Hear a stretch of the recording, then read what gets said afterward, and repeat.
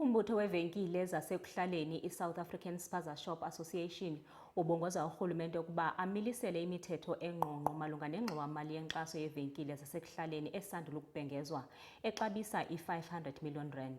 Le ngxowa-mali yenzelwe ukuxhasa abanini bevenkile ababhalisiweyo baseMzantsi Afrika abasezilokishini nasezilalini. Okanye ke lo mbutho uliqhwabele izandla elinyatheni kodwa ke uthi unexhala lorhwaphilizo kunye nokusetyenziswa gwenxa kwemali.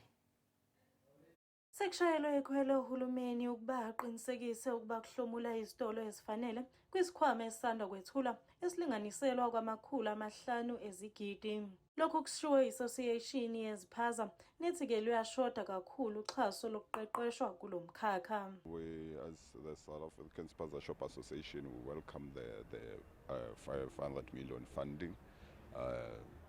But our interest is that there are no structural values towards how it's going to be monitored, who's who, and which shops are they identified, what is the procedure, because of our told people must apply and all these things.